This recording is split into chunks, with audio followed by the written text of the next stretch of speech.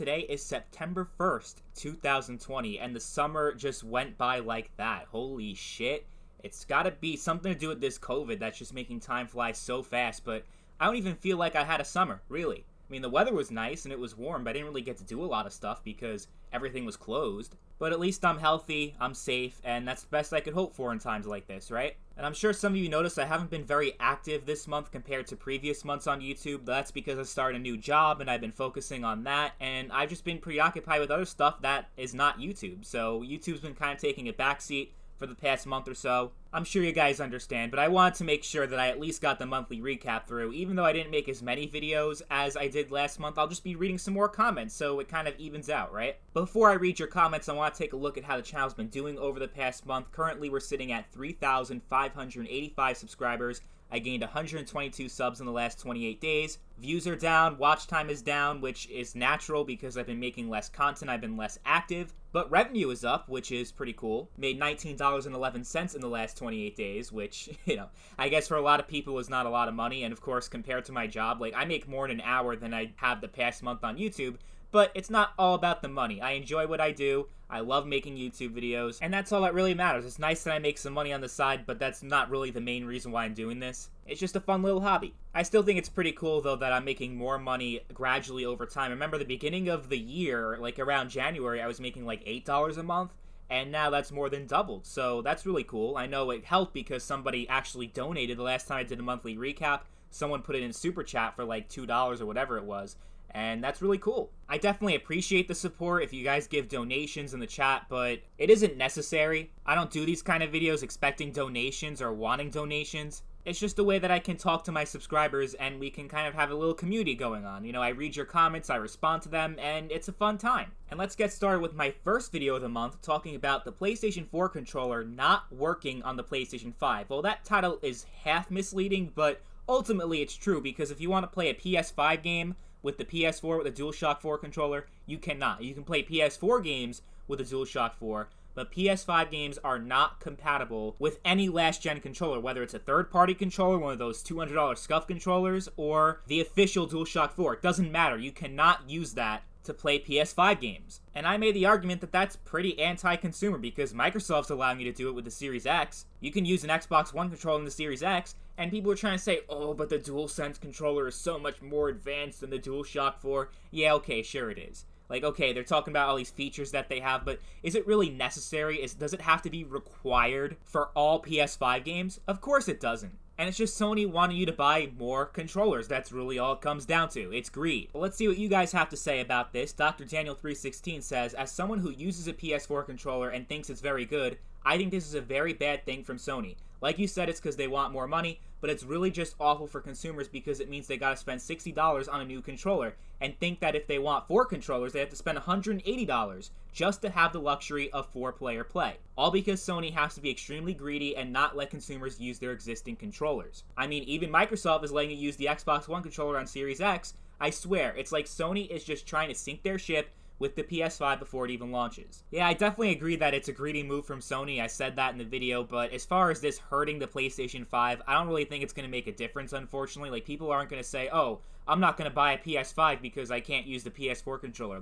Realistically, that's probably not going to happen. It's not going to piss off enough people for Sony to actually change that policy, but it still sucks. And it's very annoying, especially for people who enjoy playing with 2, 3, 4 players. I know couch co-op is kind of dead these days, so maybe Sony can get away with it that way, but even for people who spend $200 on an expensive controller, they can't use it. I know some of you might be saying, well, if you're stupid enough to spend $200 on a controller, well, who cares what people use with their money? That's not the point. The point is that you should be able to use your old controllers because the DualShock 4 is not that different from the DualSense. It really isn't. I don't care what Sony's marketing says, there really is no meaningful difference between those two controllers. But this video didn't come without criticism, especially from Sony fanboys that don't think Sony can ever do anything wrong. We got a comment from Danelle Brown who says, this is Gettysburg stupid now. Y'all crying about a damn controller. This is sad. Sony has always done this, and y'all really crying? And if I recall, Sony fans hated the PS4 controller. And then Pity80 replies saying, I think they all done this. I don't remember being able to play Wii games with my GameCube controller or even use my Xbox controller on 360. It's crazy people are really trying to argue about this. Well, okay, here's the thing that you two have really wrong. Okay, you're assuming that just because it's been this way for years and years and years, then that means it's okay if they keep doing it. It's okay if they keep screwing you over. It's okay if they keep disallowing you from using your controllers on a new console. That's fine. Just because they've been doing it for all this time, it shouldn't be a problem if they do it again. Why are you complaining now? Well, first of all, I think the reason why people are especially complaining now is because the PS3 controller was ass. Like, no one wanted to use the PS3 controller on the PlayStation 4 because the PS4's controller was just beyond what the PS3 was. It was so much better. And I think the same can be said about the 360 and the Xbox One. Not me trying to defend Sony and Microsoft for not letting you use those controllers the last generation, but it makes a lot more sense to be able to let you use the 8th gen controllers in the 9th gen than the 7th gen controllers in the 8th gen, if that makes any sense. The DualShock 4 controller was great, the Xbox One controller was fantastic, and yeah, I think you should be allowed to use those controllers on your new consoles. You could do it on PC, and if anything, these comments only prove that console players, they're used to being told what to do by Sony and Microsoft, and they never question it. They just always go with it because they're fanboys, I guess. I don't know. But what I do know is that it's a stupid way of thinking to say, oh, just because they've been screwing over their customers for years, it's okay if they keep doing it. It's like the whole paid online thing. Oh yeah, they've been doing paid online for the past 10, 20 years at this point, but that doesn't automatically mean it's right. It's fucked up that they make you pay for online. It's fucked up that they don't let you use controllers that you spent so much money on and say, oh no, you have to buy a new one. Hey, Microsoft is saying, yeah, you can use an Xbox One controller on the Series X. So, if anything, that's a more relevant example. You talk about the Wii, you talk about the 360, the PS3, all the old consoles, these two fanboys that I'm talking about right now, but they didn't mention that another next-gen console called the Xbox Series X will allow you to use the Xbox One controller on the new console. But no, we're not going to talk about that. Sony can never do anything wrong, right? Then we have Alex Weberg, who says, it would be better if these companies can make controllers more cross-platform compatible. I think if I could play my PC games with an Xbox 360 and Xbox One controller just fine, then there shouldn't be an excuse. Consoles have USB slots, so that shouldn't be an issue. It's all about money. And you're absolutely right. Anything Sony and Microsoft does, it's all about money.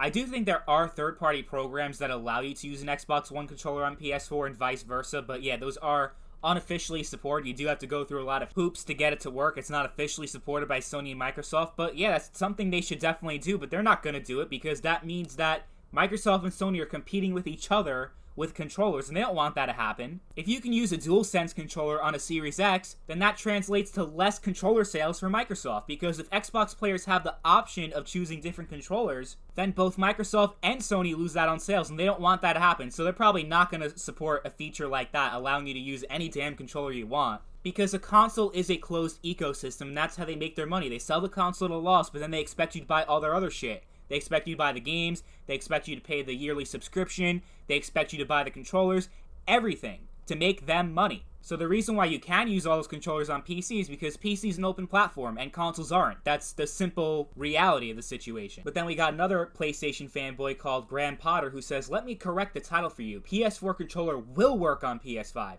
The fact that it only works on PS4 games is irrelevant. Nobody buys a PS5 to play PS5 games with older controllers. Except there are a lot of people who would greatly appreciate a feature like that. And just because, okay, we might be in the minority, the majority of people just don't give enough of a shit and they'll buy the console anyway. I recognize that. But that doesn't mean we shouldn't call them out for being anti-consumer. And that's all I was trying to say in that video. You can say, oh, you don't care and you'll buy the console. But the fact is that it would be so much more convenient and it would be so much better for the consumer if you would be allowed to use the PS4 controller with PS5 games, because I could tell you, I only had like 1 or 2 controllers this entire generation on the PS4. I had a DualShock 4, the one that came with the system, and then I got another one, but the old one stopped working, so I used the second controller as my main controller, and I didn't buy a second controller because it's not very often that I do couch co-op with people, so I don't really have a controller lying around. It'd be so much more convenient if I could use my older controllers in case I do have a few people over. It's just so much better for the consumer. It gives us more options,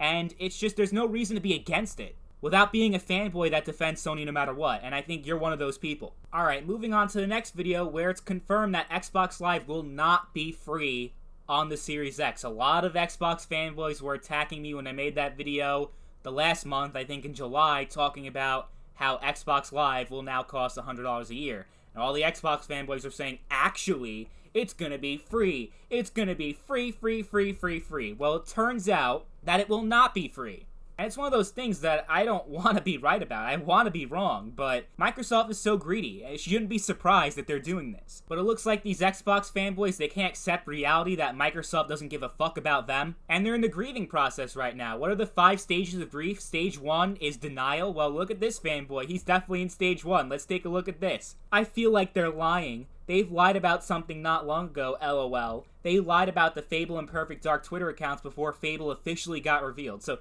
this fanboy is trying to say that Microsoft is lying about Xbox Live Gold not being free. Okay, they made a public statement saying that there's going to be no changes to Xbox Live Gold, and this fanboy thinks they're lying. They think that they're going to save the announcement of Xbox Live Gold going free. They're just going to randomly announce it, even though they already said it's not going to be free. What? That makes absolutely no sense. You would think, now that we're 2 months away from the new consoles, that if Microsoft had a big announcement like that, first of all, they probably would have announced it already. But even if they wanted to wait until the last minute, less than 2 months away from the release of their console to announce a big feature like that, like free online, it makes no sense to confirm that it's not going to be free, and then just say it's going to be free a couple months later. That makes absolutely no fucking sense. You need to accept reality, fanboy. Microsoft doesn't care about you. They only care about you if you're subscribed to their shitty subscription services. Whether it's Game Pass or Xbox Live Gold, and you put those two together, it's Game Pass Ultimate. They want you to subscribe to Game Pass Ultimate. And they'll do anything they can to convince you to do so. If you're stupid enough to fall for it, well, that's your problem. Then we got a comment from Mozum Schmeek. Yeah, you should want Live to be free. That way PlayStation and Nintendo do the same. Yeah, of course I would want Microsoft to make Xbox Live free. People are acting like I'm celebrating that it's not free, which makes absolutely no sense. I don't think anybody should charge an annual subscription to play games online. I think online should be free for every platform. It's free on PC, and PC is a lot better than any of those platforms put together. The pay online is actually one of the main reasons why I switched to PC in the first place, but for the console players that are still with their consoles, it would be a great thing if online multiplayer was free. And if Sony or Microsoft decide to do it, it would definitely pressure the other one to do the same thing, because that's the great thing about competition. It brings the best out of everybody. Well, I don't know about Microsoft lately. Even though Sony's been destroying them, they're still not trying, so I don't know what's going on with them. But for the most part, competition is a great thing, and I would love it if Sony made it free, or if Microsoft made it free, because that means eventually both services will be free. But it doesn't look like that's ever going to happen. It probably never will. And the reason why is because they're a bunch of idiots that are willing to pay it. And as long as people keep paying for it, nothing's going to change. Then we have David, who says he's so mad that he's done with Xbox. He's going to sell his Xbox One S and buy a PlayStation 5. Yeah, I've seen a lot of that from a lot of people in the Xbox community that are so pissed off about the shit that Microsoft's been pulling lately that it just makes no sense to buy a Series X. They're going to buy a PS5 instead. I would say you're all better off just getting a gaming PC. I know it's more expensive up front, but it's totally worth it, trust me. But if you have to buy a console, yeah, it looks like the PS5 is a much better value proposition than the Series X. The Series X has no games. It's more expensive to play online now. So what's the point of getting a Series X versus a PS5 if you have to choose between the two? The PS5 seems like the obvious choice. And then we have Fritz, who was touching upon something that I actually brought up earlier in this video. He said, it's like people don't realize that Microsoft is only more pro-consumer than Sony because they got their ass kicked in the 8th generation. So it's insane how Microsoft thinks they can raise the price of Xbox Live Gold and think more people will buy a Series X. That's exactly what I'm trying to figure out. They got their asses handed to them in the last generation. The previous generation, the 7th gen, it was a dead tie between Microsoft and Sony for the 360 and the PS3. But they got absolutely destroyed last generation versus the PS4. It makes you wonder, if they got their asses kicked so badly, why are they making these terrible decisions? Why are they not doing enough to convince people to buy their console versus Sony? But it seems like Phil Spencer and all the other people at Team Xbox, they're just really incompetent. They have no idea what the hell they're doing. And it looks like they're going to get destroyed again. Maybe they'll become the next Sega. Maybe they'll go third party, fully third party, and not make a console ever again. It's possible. The way things are going, I would be surprised if the Xbox Series X does poorly, just as bad, if not worse, than the Xbox One. I can't see them making another console in the 10th generation. The Series X might be Microsoft's last console, because they just can't get their shit together. They're almost reminding me of Sega in the mid to late 90s, although not quite as bad. They're getting there. I know, I love this exchange. Jermaine Stewart says, let's see if this video ages well. So another one in the denial stage, another fanboy in the denial stage of grief. He can't accept reality, he can't accept that Microsoft is greedy, and they're going to charge you more for Xbox Live. He still can't accept it. I'm like, I see there's still delusional Xbox fanboys that cannot accept reality. And then Jake Maxwell replies, says, keep your 9-to-5 job and keep complaining. We all know you can't afford Xbox Live Gold. And then Alex Weberg responds, says, it's not about affording it. I have the money for it, but why should we pay for something that should be free? Steam, Epic, and Origin doesn't make their customers pay a subscription service. Epic gives away a lot of great games for free without you having to pay anything extra. You can be doing so many other things with that $60+ for subscriptions from Sony, Microsoft, or Nintendo. Alex is totally right. It's not about the money. It's not about being able to afford a subscription. Although, you making fun of lower income people that can't, who the fuck are you to judge other people? But for me, at least, it's not about the money itself that, oh, I can't afford a $60 subscription. I really can't, even though I'm about to buy a $300 SSD for my PC, and I just upgraded my PC a few months ago. It's like a $400 graphics card. And this isn't me flexing, by the way. I'm just saying that it's definitely not me that has the money problems, even though there may be some people that do. But for me, the money itself is not the problem. It's the principle of something as basic as online multiplayer.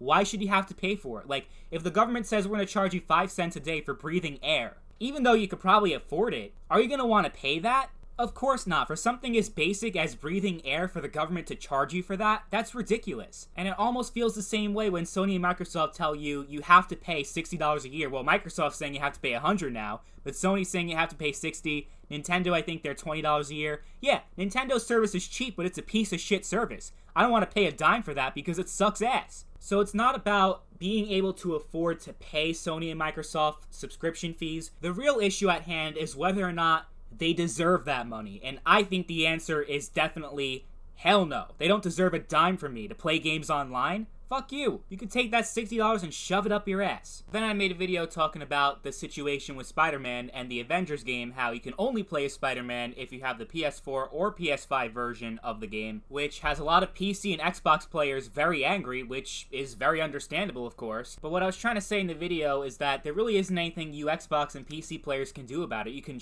boycott the game, but you're gonna hurt Square Enix, you're not gonna hurt Sony because they're still gonna have the rights no matter what. And that's just not gonna change. But let's check out your comments. Prince Stephen II says, we should all be boycotting PlayStation. Just don't buy the damn thing. While I love your videos, I don't agree with you on this. They will have to do what we want eventually, even if it's not anytime soon. If we don't buy anything that supports this console/store exclusivity nonsense, they won't profit out of it. People should still buy it on other platforms, just not on the ones that have exclusive console DLC bullshit. Yeah, I get what you're saying, but I think you're being way too idealistic and unrealistic. There's no way that's going to happen. There's no way people are going to boycott the PS5 because of exclusive content that the PS5 has that the Series X doesn't. It just doesn't make any sense. If Sony is offering consumers more reasons to buy their console versus Microsoft, they're going to buy the Sony console. It's just as simple as that. People are not going to boycott Sony for giving you a reason to buy their console. Even if it's not good for people who decide to buy other platforms, it's certainly not going to hurt Sony. It's only going to help them. Why would people willingly choose to buy an Xbox over a PlayStation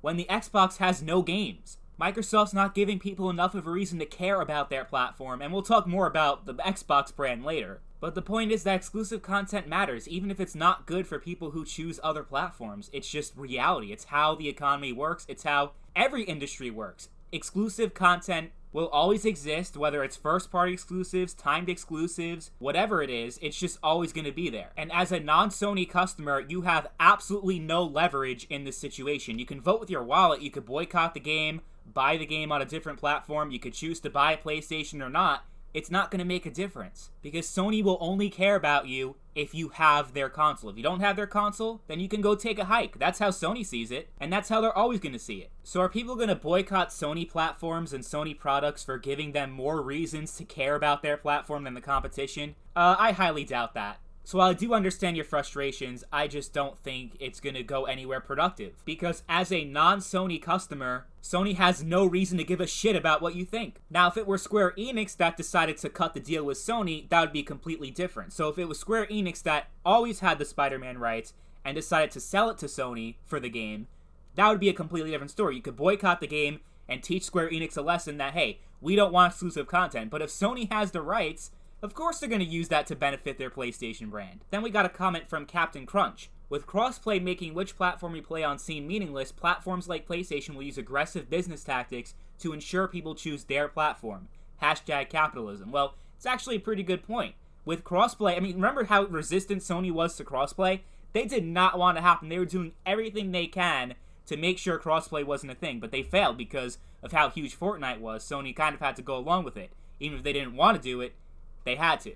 But that doesn't mean they're not going to give you a reason to buy the PlayStation 5 version of the game instead of all the other platforms, whether it's Spider-Man exclusivity or whatever else they have up their sleeve. Sony makes no money if you buy the Xbox version or the PC version of the game. They want you to buy the game on the PlayStation Store because that's how Sony makes most of their money. It's from people buying games on their store. Sony loses money when you buy the console, so they make all that up with game sales. And if you can buy the game on any platform without it making a difference, of course that's going to hurt Sony. They're going to do everything they can to convince people to buy the PlayStation version compared to other platforms. So I actually do predict we're going to see more timed exclusive content. We're going to see more platform exclusive content like Spider-Man, or a similar situation where if you buy the PlayStation version, you get exclusive content that you can't get on any other platform. They're going to keep doing that because they want to sell as many PlayStation copies of the game as they possibly can. Sony makes $0 off of Xbox game sales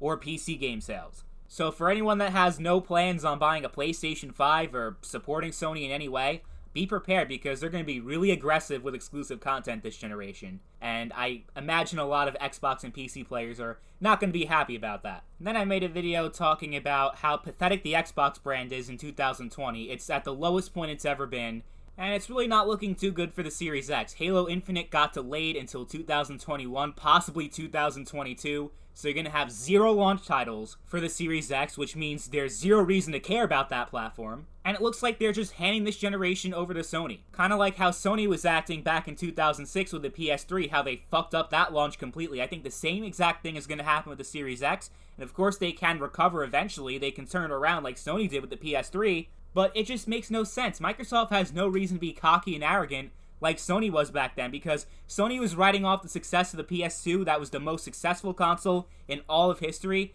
Microsoft is coming out of the Xbox One right now, and that console didn't do too well. So you'd think Microsoft would be trying so hard, they'd be trying extra hard to convince people to buy the new Xbox, but they're not. And we definitely touched a lot on this when we were talking earlier about the Xbox Live Gold costing $100 a year. It's just insane. The decisions that Microsoft is making, there's no logic behind it. I mean, there is a logic. They want you to buy their shitty subscriptions, but their console business is going to suffer immensely. Never mind the whole Xbox games on PC. Xbox doesn't even have any games, or at least no high-quality games. You got plenty of games last generation that were average, like Crackdown 3, which I think was more bad than average, honestly. That was not a really good game. And you had Sea of Thieves, which took a year to get fixed, and all these other games that were just average. State of Decay, Halo 5. But Microsoft doesn't care about the quality, they care about quantity. Now they're trying to sell you a subscription, they want to put as many games on their shitty service as possible, even if the games themselves are not good. Because they figure, well, if you don't have to pay full price, it doesn't matter as much. If the quality of the game is not as high as it was in the 360 era, that's okay. Because we're selling a subscription. We're not selling a full price $60 game anymore. We're selling a $10 a month, $15 a month subscription. And as a result, the quality of the games go down significantly. Xbox Game Pass is bad if you actually care about the quality of your games and if you care about competition, because Microsoft is allowing Sony to create a monopoly in the console market because they're not even trying to compete. But let's see what you guys have to say. Hunter Bowser writes, so by your logic, one delayed game means the Microsoft gaming division is going to go under. Game Pass has more subs than God of War copies sold. Okay, and Sony sold 3 times as many consoles as Microsoft did. And Sony's PlayStation division is making a lot more money overall than the Xbox brand is. So, what's your point? I'm supposed to care about all these Game Pass subscriptions even though Sony is still making more money off of gaming than Microsoft is? Yeah, that makes a lot of sense. And yeah, it does matter that Halo Infinite got delayed because that's the only fucking game that Microsoft had to convince you to buy their console. So yeah, I do say it's a big deal that they delayed the game. Not saying it was a right or wrong decision, but it just shows how incompetent Microsoft is. And they really need to get their shit together. And then we got this comment from Jalan. You make no sense if you think it does, you're gay. Okay, didn't even know that gay was still an insult in 2020. But I'm probably talking to a 9-year-old who doesn't know any better, so what's the point? Unglued Rob says this is most likely going to be the last generation for these consoles, as many people will be swapping to PC most likely. Yeah, I don't know about that. I mean, PC is big and it's going to keep growing and growing and growing, but I don't know if it's going to actually replace consoles. I think that's probably wishful thinking, even though that would be great if people decide to switch to PC, because these consoles are just a total ripoff. Whether we're talking about Xbox or PlayStation, it's a ripoff. The paid online, and just how restricted you are. You're being told what controllers you can and can't use, which mods you can and can't install. It's just not a good value because of how limiting it is, but I'm still very doubtful about whether or not PC can actually replace consoles fully, because I think there always will be a market for consoles, for better or worse, but I guess we'll see what happens. But that's a good segue into my next video, where I talk about why you should not buy a PlayStation 5 or Xbox Series X anytime soon, because yeah, the Xbox Series X, just no, do not buy it at launch. And the PlayStation 5, even though it might have a couple games, still it won't have enough games to justify a $500 purchase, or however much it ends up costing. It's just, you're better off waiting. With the last generation on the PS4, it took me a year before I actually found some games that I wanted to play. I spent most of my time on the PS3 the first year I had the PS4. So, I mean, being an early adopter sucks for any new hardware, really. So I would recommend, if you're really dead set on buying a console, I would convince you to buy a PC instead, but if you don't want to get a PC and you really want to get the new console, at least wait a year. Even if you have the money right now, I can guarantee you that you're going to spend a year wondering why the fuck did you buy this thing. Even if the games look prettier and they run better, the actual games themselves will be few and far in between. Because at least for the next year, most of the player base is still going to be on the old consoles, and the big publishers are going to still focus on where all the money is, and for the foreseeable future, that's still going to be on old-gen consoles. Especially during a global recession like we're in right now. It's going to take some time before these consoles really take off. So you're better off just waiting. Felix says, dude, considering how last gen went, you shouldn't get them at all. All people care about nowadays is graphics, not games. Casuals have ruined gaming. Look at the crap gamers have to put up with nowadays. Microtransactions, loot boxes, DRM, always online requirements, death of physical media, and constant updates. It really is a pain in the ass to be a modern console gamer, and that's why I quit modern day gaming. Yeah, honestly, I feel you on that, and I already said I have no plans on buying the PS5 or Series X. I'm just talking about people who are thinking about it, and they're still into gaming, they still love their consoles, and they want to get the new one. You know, even for people who are still into that kind of thing, they should still wait. But yeah, idealistically, you should just avoid a console altogether. And gaming really, yeah, I agree with you that gaming has gone downhill over the past 10 years or so. I remember 2009, 2010, 2011, so many amazing games, and I loved gaming back then.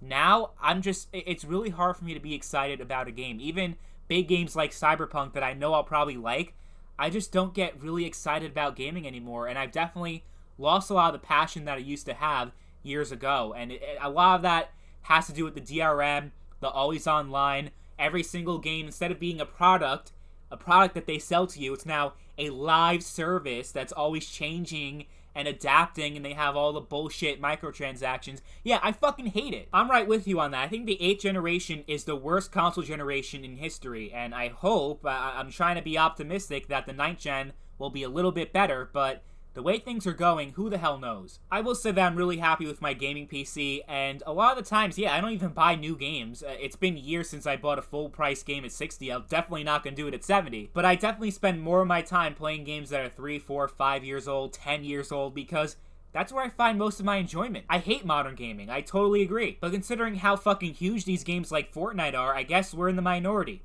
A lot of people still love gaming. They think modern gaming is fantastic. So even though I hope things are going to get better, the truth is these companies are making more money now than they ever have in their entire time of existing. So they're probably not going to change. Things might only get worse before they get better. And then Duder Dude says, the difference with Series X versus PS5 and past consoles is that you can continue to play most of your games from the previous gen. So you can sell your Xbox One S or Xbox One X and get the Series X. In the past, you'd have a 360 or PS3, get the next-gen Xbox One or PS4, and have it sit for a year. Yeah, I don't know about that. The PS3 early on had full backwards compatibility with the PS2 and PS1, and it still failed. So I don't think backwards compatibility is going to convince people to buy a console that they can play the games that they already have on a different console but they can already play those games on the old ones. So as great as backwards compatibility is, I don't think that's going to convince people to switch to a new platform when most of the games they're going to be playing are games that they could play on their current console anyway. I just don't think that makes a lot of sense. And we got Dr. Dan, who says, I couldn't agree more with this. To be honest, the issue is that there won't be any games worth playing at launch, nor will the price probably be worth paying, considering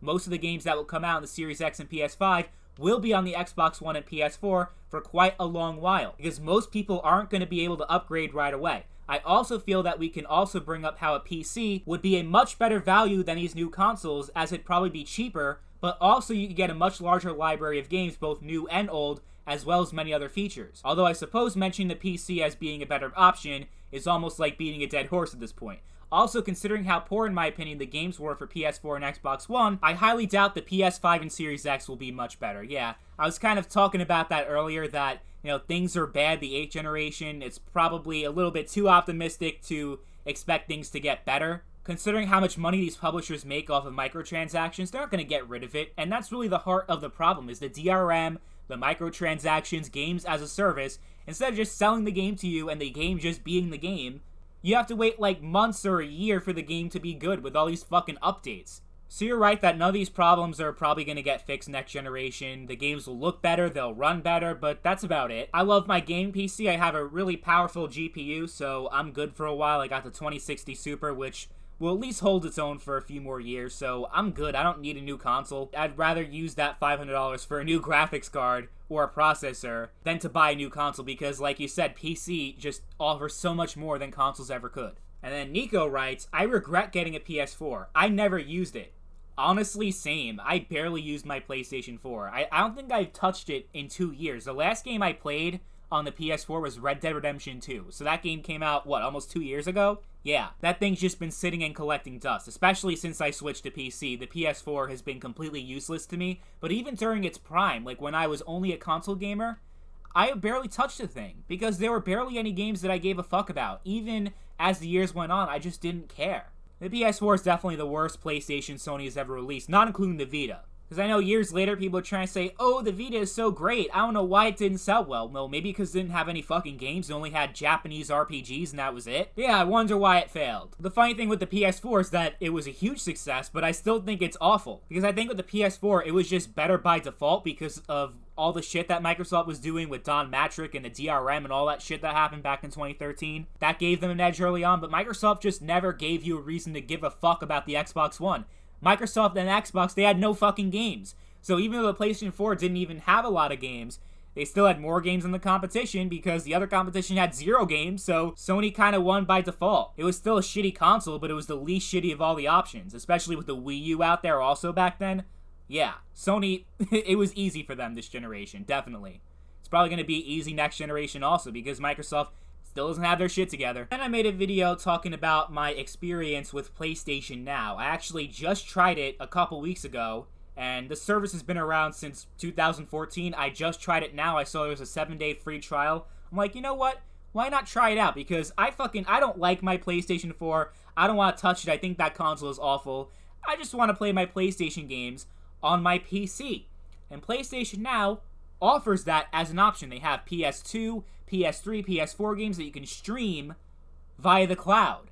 And I'm like, maybe I'll try it out. I mean, I never was really interested in streaming. I think streaming is awful, but I actually never tried a streaming service before. So hey, maybe I could be proven wrong. Maybe streaming is great. Well, I tried it, and as far as PlayStation Now is concerned, streaming is fucking terrible. I don't know if the other streaming services like Stadia are better, but I can't imagine they'll be any better. I can't imagine latency will be so much better with Stadia or any other streaming platforms than PlayStation Now. But maybe PlayStation Now just has shitty servers. I don't know. But all I can tell you, when I played PlayStation Now, you could tell the servers couldn't handle the games I was playing. I had sub 20 FPS. The input lag was fucking terrible. That alone made it unplayable. But it just, everything about my experience. I've been playing video games for 18, 19 years at this point. This was by far the worst gaming experience I have ever had. And I just had to make a video about it. So let's see your reactions. Phantom says, wow, still bad, huh? My first and only experience with PlayStation Now was back in 2016. I tried playing Uncharted Drake's Fortune, and it was absolute worst experience I've ever had in gaming. Constant crashes, frame drops, screen tearing, glitches, and freezing. I gave it a chance for 3 hours and I left pissed off and with a raging headache. Amazing game. Uncharted is my favorite game franchise of all time, but PlayStation Now tried to make it my most hated. Sony has a lot of work to do with the service if they intend to compete with Xbox Game Pass and xCloud. I'm talking massive overhaul and everything. Maybe even the name of the service itself too. Yeah, honestly, that's the exact experience I've had. It was fucking awful. Definitely the worst experience I've had. And it seems like it's the worst experience you've had also. Anyone who's tried PlayStation Now before, if you actually had a good experience, let me know in the comments, because I just don't understand, like, how this service is not shut down already. How people are actually subscribed to this piece of shit service. It makes zero sense to me because it's fucking terrible. And I have a pretty decent internet connection also. It's not like I have bad internet. So I have no idea why it's so shitty. It has to be the awful service. I heard something about Sony using Microsoft's cloud servers to use PlayStation Now, which is just fucking hilarious. So maybe they'll actually overhaul the service with Microsoft servers of all things. All I know is that PlayStation Now, as it stands right now, is really fucking terrible. And then Sailor Mercury says, yeah, it's sad that Sony couldn't be bothered to invest in proper local backwards compatibility like Microsoft did for their back catalog. Because of the crap streaming, over half the games in PlayStation Now are unplayable. And the PS4 title choices are only decent. Not enough recent titles, and they're removing big games after a certain period of time. And then Captain Shiny Sights added on, saying, the PlayStation 4 can't play PS3 games natively because the architectures are different. However, it can play PS2 and PS1 games, but being the greedy fuckers they are, they make you buy those games again through the PlayStation Store. Yeah, Sony is just really greedy when it comes to backwards compatibility. They'd rather charge you again for the same games. They already have PS2 and PS1. They already have that backwards compatibility, but they just decide that's a lot better if they charge you for the same game twice. As far as PS3 backwards compatibility, I mean, if Sony really wanted to do it, they could. But they feel like they're going to make a lot more money selling the shitty PlayStation Now subscription service than actually creating a system where you can use the disc you already own and put it into your console, and you can actually play the game natively or through emulation, whatever it is. But Sony doesn't want to do that because they don't feel like that makes them enough money to try. Microsoft's doing it, but Sony is also kicking Microsoft's ass right now, and they don't think that they need to do what Microsoft's doing because they're still winning. Then I got a comment from Memes Are Dreams who says, give NVIDIA GeForce Now a shot. I used to play games on my Mac using that, and as long as you had Wi-Fi, it works amazing. You basically link your Steam or Epic account, and you can stream games that way, and shooters were actually playable. Yeah, I actually saw quite a few comments from a lot of people in that video recommending GeForce Now to me. Maybe I will give it a try. And then maybe I'll make a video talking about that experience. Maybe streaming isn't all that shitty. It's just PlayStation Now is shit.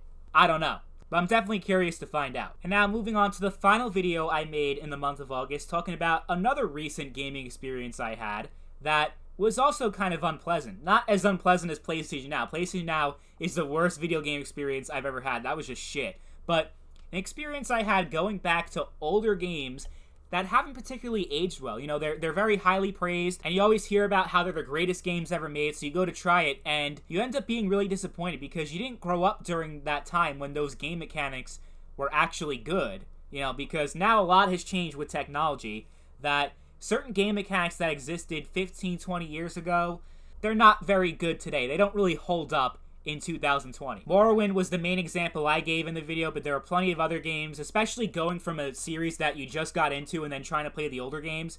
It can be tough and not very fun. Like, I still can't play Fallout 1 and Fallout 2 because I hate the gameplay for those games, so even though there's so much lore and so much amazing story, I can't get into it. And the same thing is true with Morrowind. I tried to get into it, and it was just too hard or just not very enjoyable for me. I hated there was no quest marker. I hate the fucking text that I have to read instead of the voice acting.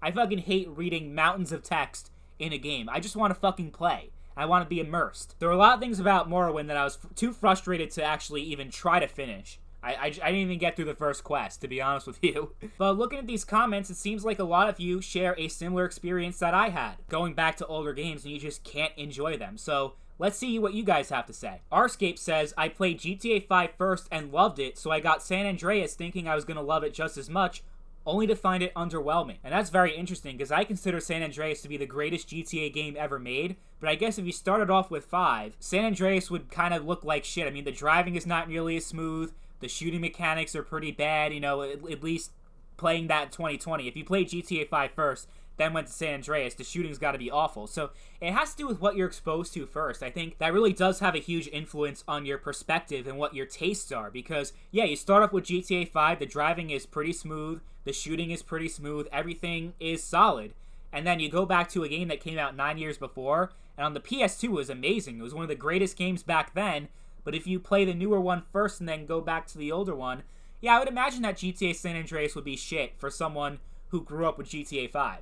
I can totally see that. And that doesn't mean your opinion is right or wrong about what you feel about San Andreas. I think it really just says that you're younger and you grew up at a different time than I did. I was 4 years old when Morrowind came out, so obviously I didn't grow up with Morrowind. The first Elder Scrolls game I played was Skyrim, so going back to the older ones was hard for me. And I can imagine a similar thing would be true for you going from GTA 5 to San Andreas. Very interesting. And then Pan Lama says, I like old games and new games, but well, new games are just more pure fun. Older games have a lot of what the hell do I need to do now, many archaic mechanics and unfair difficulty. But I like graphics of older games. Some of them had that something missing in newer productions. I mean 2D games like Fallout or Baldur's Gate, not the first Quake. Old 3D sucks. The thing I hate the most is retro gamers complaining that when they were so young, you had so many great games, but now most of them are garbage. I think that's actually very interesting, and it kind of continues the discussion that I've been having the past couple minutes about how it really is about perspective. It's about when you grew up. Me personally, I fucking hate the 16-bit games. Like, honestly, I really don't like it. I love 3D gaming, and I like modern 3D gaming. Even though I don't like modern games, I like games that are more modern, like 7th Gen. I love 7th Gen games. 6th Gen games can get a little old for me even then, even though I grew up during the PS2. But it's just so strange how, yeah, like you get used to these newer mechanics and then trying to go back to the older ones, it's like trying to relearn how you play video games entirely, and that can be very daunting for most people. It can be like trying to learn stick shift even though you've only driven automatic your entire life. I can imagine it's similar to that. And let's take a look at a few more comments. Dr. Dan talks about starting off with Metal Gear Solid 3, expecting Metal Gear Solid 1 and 2 to be just as good, but he ended up not liking it because of how the top-down camera worked and how hard it was to play. You know, when you had Metal Gear Solid 3, it was the first fully 3D Metal Gear Solid game, but the first two games had like this top-down perspective, and he ended up being really disappointed. But he does say if he played Metal Gear Solid 1 first, he probably would have a much different perspective, and that's probably true. You know, it is all about what you're exposed to first, and then you can't help but compare to your first experience, everything you experience after that. So GTA 5 is your first GTA, Metal Gear Solid 3 is your first Metal Gear. You know, any series you can think of, you're always going to compare everything to your first experience. Whether that's right or wrong, it's just natural, I guess. And Sailor Mercury also can't play the earlier Elder Scrolls games either without quest markers. Yeah, the quest marker was a big thing for me in Oblivion. But Sailor Mercury also says, same thing here with Assassin's Creed. I loved Odyssey and Origins. That went back to Black Flag. Couldn't finish it. It felt so dated gameplay-wise. Yeah. I think most of us can agree that the newer Assassin's Creed games are much better than the older ones. The older ones just felt way too linear, and they really do feel dated compared to the newer entries in the series. I definitely think the Assassin's Creed series has improved dramatically in recent years, like I said in the video. And then our final comment is from Samurai Edge. I played Skyrim and I loved it. I played Oblivion after and I loved it. But when I got to Morrowind, my god, the combat was garbage and it was just too slow. Hardly any fast travel, no map markers, etc. It's just so off. Yeah, I had the exact same experience, except actually I couldn't get into Oblivion either. I don't know why. You know, it's weird how we all have different tastes. You can go from Skyrim to Oblivion, no problem. I couldn't even get into Oblivion. Even that felt too dated for me. It was just so strange. I guess we all have different tastes, but I think we all kind of have that experience in common where, you know, if you play the new game, and then you go back to the older ones, it can be tough. It could be hard to adjust, and some of us can do it perfectly fine. But for a lot of us, it's almost like learning how to read and write all over again. It's just completely different from what we've been used to growing up with games. And when you go back to play the older games, especially from before you were even born, oh my god, it can be a real challenge. But I hope you guys enjoyed this month's recap. I always enjoy reading your comments and hearing what you guys have to say. And as you guys can tell, I've been really into Fall Guys lately. That game is amazing. The best $20 I've ever spent. So much fun. Highly recommend it if you haven't tried it yet. I still have a lot of practice to do before I'm even close to being good at that game. I mean, I'm sure you guys have seen some of these clips and are like, what the fuck is wrong with this guy? He is so bad. But I hope you guys enjoyed it regardless. Anyway, that's all I got. Thank you all for tuning in, and I'll see you guys next time. Bye.